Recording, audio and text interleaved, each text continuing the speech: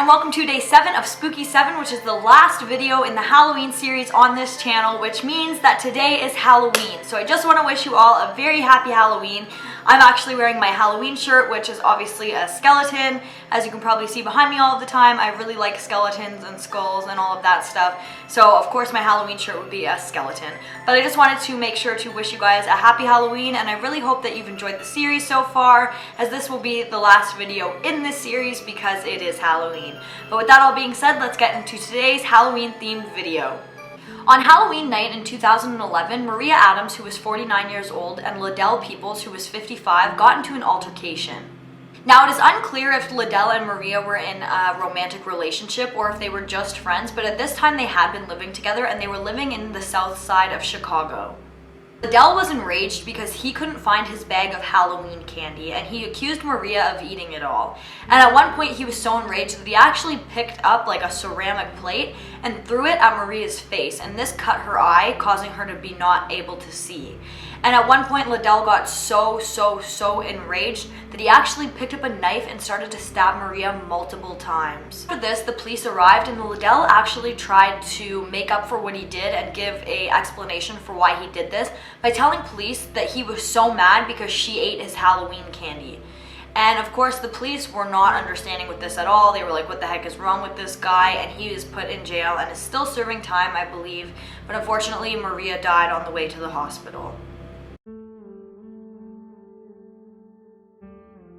Now, I'm sure when growing up, a lot of you went trick-or-treating, and after going trick-or-treating, once you came home, your parents would take your bag of candy off of you and go through it piece by piece to make sure all of the candy was not tampered with and nothing was done to the candy that made the packaging look suspicious, like it may have been opened previously. My mom was absolutely notorious for this. She would never let us eat any candy unless she thoroughly checked it before we ate it, just to make sure nothing was wrong with it. But this story is actually where the poisoning of children's candy on Halloween comes from.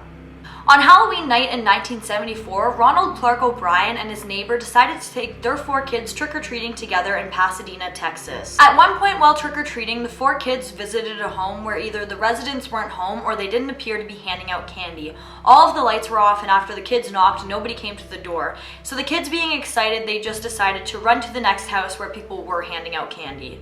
But Ronald actually stayed behind at this residence for quite a few minutes after the kids had taken off, and when he returned to the group he had 5 pixie sticks, and he distributed these pixie sticks between his neighbor's 2 children, his own 2 children, and then just a child who was in the neighborhood trick-or-treating who he had recognized from church. Once arriving home from trick-or-treating, just like any kid his age, Timothy, which is Ronald's son, asked if he could eat one of his Halloween candies, and after his father agreed, he picked out the pixie stick. While he was trying to eat the pixie stick, the powder inside actually became stuck, and Ronald had to assist his son in getting the powder out of the stick. But after Timothy had eaten the powder from the stick, he complained that it tasted really bitter and funny and just didn't taste like sugar how a pixie stick should. So Ronald gave his son Kool-Aid to help him wash down the candy. Just minutes after eating the pixie stick, Timothy became violently ill and started vomiting everywhere, and he was convulsing. And his father was holding him, and they called an ambulance, but unfortunately Timothy passed away in the ambulance before arriving to the hospital, not even a half an hour after eating the pixie stick. Police at this time had no idea what could have possibly happened to Timothy. That is, until they realized that the pixie stick that he'd eaten before going to the hospital was full of potassium cyanide. Luckily, they caught this in time to take the 4 pixie sticks off of the other 4 children who were given them that evening, so none of those kids ate the pixie sticks and nothing happened to those kids. They had found that the tops of all of these pixie sticks were actually dumped out and filled with potassium cyanide, and the dosage that Timothy had eaten was enough to have killed 2 adults, and the other amounts in the other pixie sticks were enough to kill 3 to 4 adults. Ronald told investigators that he couldn't remember where exactly he had gotten the pixie sticks from, which was a little bit strange because it had been raining that night, so him and his neighbor had only taken their kids down 2 streets. And after investigators started to interview all of the people and, do some kind of investigating on these 2 streets, they found that none of the houses that the kids had visited had handed out pixie sticks. Finally, Ronald came out and said that the residence where nobody had answered the door was where he had gotten the pixie sticks, and that somebody had opened the door and he only seen their arm because of how dark it was, and that this person gave him the pixie sticks to give to his kids. But it turned out that the man that lived in this house, who lived there completely by himself, was actually a traffic controller, and he had been at work that evening until 12 o'clock and had an airtight alibi. After doing some investigating, police had actually found that Ronald Clark O'Brien was in $100,000 worth of debt. He had his house taken off of him, his car was being repossessed, and he was actually about to get fired from his job due to stealing. In January of the following year, Ronald had actually taken out a $10,000 life insurance policy on both of his children. And just 1 month before Timothy's death, he actually took out another $20,000 life insurance policy on both of his children. And the day before Timothy's death, he took out yet another $20,000 life insurance policy on both of his children. The day after Timothy's death, Ronald actually tried to check this life insurance policy and cash out on it so he would get the money from the policy. But of course, this was denied. And just a couple weeks before Timothy's death, he was actually seen trying to buy cyanide from a chemical supply store. Ronald was charged with 1 count of murder and 4 counts of attempted murder, and he is now known as the Candyman and the man who killed Halloween. Ronald's wife maintains that she wasn't involved in any way in this and had no idea about the life insurance policies that were taken out on her children. Please excuse me if I absolutely butcher this name, but I'm going to give it a shot for the purpose of this video. But Hyun Jong Cindy Song was born in 1980s in South Korea.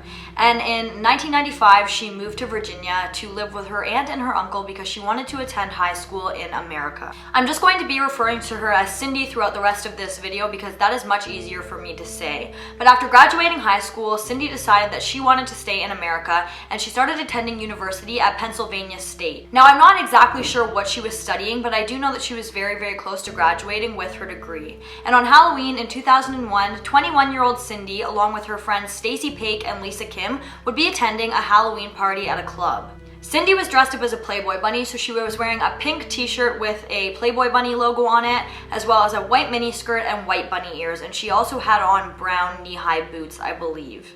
The 3 girls stayed inside the club until about 2:30 a.m. when they decided to leave and head to their friend's house. And after arriving at their friend's house, they kind of did, I guess, some Halloween stuff, and then they left their friend's house at about 4 o'clock that morning, and Stacy and Lisa dropped Cindy off at her apartment. For the next 3 days, nobody would hear from Cindy. This really worried her friends, so they went to her apartment to kind of investigate and see what was up. And when they arrived there was absolutely no sign of Cindy in the apartment, so her worried friends decided to inform the police about what they believed was their missing friend. Because Cindy was last known to be inside of her apartment, investigators decided to do a very good sweep of the inside of her apartment. And inside they found her cell phone, her backpack, and fake eyelashes that she had been wearing on Halloween. But the things that were missing from her apartment were her purse, the rest of her Halloween costume, and her keys. Her friends told investigators that Cindy would often walk down to the 24-hour convenience store to buy snacks in the nighttime after she'd come home from drinking. But they thought that it was really, really unlike her to leave her cell phone in the apartment, and they just said that this was absolutely not possible. Some of the things that she had on her while she was out with her friends that evening were found inside of the apartment. Investigators believed that Cindy, for whatever reason, came home, took off her eyelashes, and then left the apartment again by her own free will. There was no sign of a struggle or forced entry inside of Cindy's apartment, but this is a big question in this case on whether she had left the apartment or somebody had come and gotten her from her apartment. One of the strange things about this case that kind of makes you think that she didn't leave by her own accord is if she came home and took off her fake eyelashes and then decided to walk to the convenience store, why would she have gone wearing her bunny ears? That is like a big thing in this case because you'd think that if she came home and kind of got comfy and took off her, eyelashes and her makeup and whatever, she would have taken off the bunny ears that she was wearing as an accessory to her Halloween costume. An eyewitness had come forward and said that she saw a girl fitting Cindy's description in Chinatown in Philadelphia. And she said that this girl was being forced into a car and screaming for help. But when the woman went over to help Cindy, the man who was forcing her into the car told the woman to go away, and the woman listened. In 2003, police got a tip connecting Cindy's missing persons case to a bank robber by the name of Hugo Solinsky. The tip was that Hugo and his accomplice had actually abducted a girl who fit Cindy's description. The informant who had tipped the police off actually led them to 5 bodies that were buried on Hugo's property, but DNA tests were done and none of these bodies turned out to be Cindy. Hugo is now serving a life sentence in prison for the other 5 bodies that were found on his property and is the main suspect in Cindy's disappearance. Marvin Brandland was 69 years old and living with his wife Ethel Brandland in their home in Fort Dodge, Iowa. Halloween night in 1982, the couple had decided to just stay home and kind of spend time with one another and watch movies and take it easy while they handed out candy to trick-or-treaters. Around the end of the evening, somebody had knocked on the couple's door, and assuming that it was just a trick-or-treater coming late to collect their candy, the couple had gotten up and opened the door. But standing in front of them was what appeared to be a grown man with a pillowcase pulled over his head with holes cut out for eyes. Once the couple had opened the door, the man had said to them, "Trick or treat, give me your money or I'll shoot." The couple originally thought that this was some kind of Halloween trick, but the man pulled out a gun and tried to force the couple into the basement where they kept a safe. Very few people knew about the safe that the Brandlands had actually kept in their basement. In fact, it was only mainly family who knew about this safe, so for this reason, the couple had still thought that this was some kind of prank. And because of this, they refused to go into the basement, and Marvin had actually grabbed the attacker's gun. This enraged the masked man, who then grabbed his gun back and shot Marvin in the throat. After this, the masked man seemed to panic, and he ripped off the pillowcase and threw it on the ground before fleeing the scene. Ethel described this man as being between the ages of 16 and 20. She said that he had blondish hair with blue eyes and stood at about 5'8". The Brandland family is convinced that they know who the killer is and believe that it is actually an acquaintance of the family, because this man allegedly bragged to the family after killing Marvin about murdering him. Police have said that this person is the main suspect in their investigation, but they haven't found enough evidence to link him to the case yet. In fact, the pillowcase that he had left on the ground didn't even have enough DNA on it to be tested. Sadly, Ethel was so traumatized by the murder of her husband that she passed away just a couple months after his death.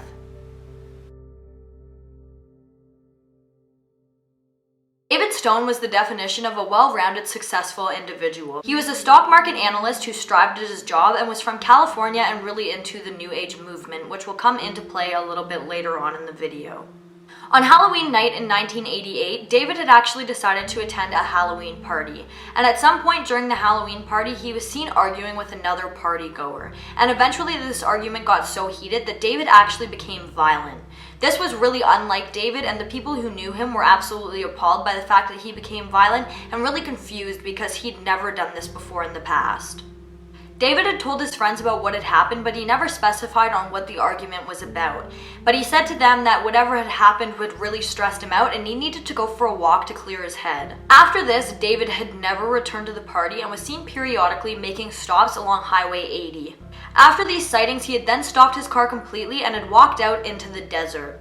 David was then spotted by a farmer who lived in the desert because David was actually walking around this man's property. And the man said that he had went and spoken to David, and David told him that he was looking for the beast.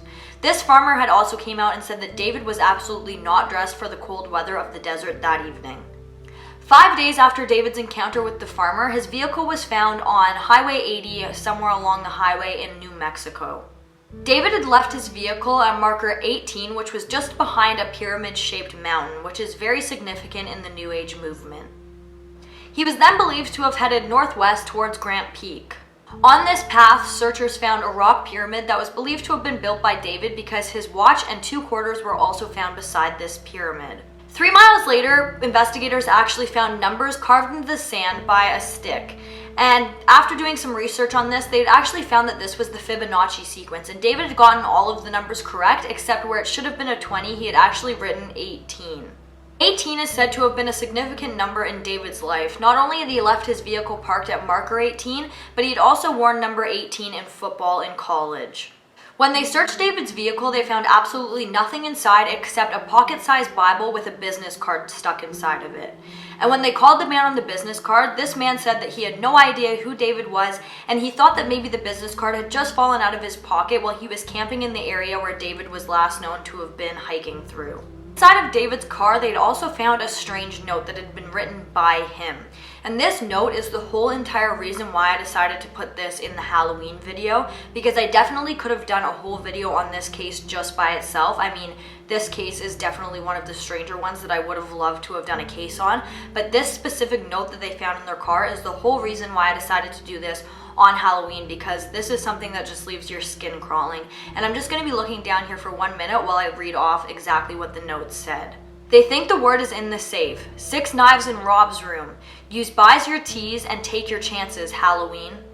Now, I don't know about you guys, but that is just such a strange note to find in the car of somebody who went missing on Halloween night. That just makes my skin crawl, and that is why I chose to do this video in a Halloween series, because I think that that is just skin crawling. It's something very odd to hear on Halloween night when you guys will be watching this video.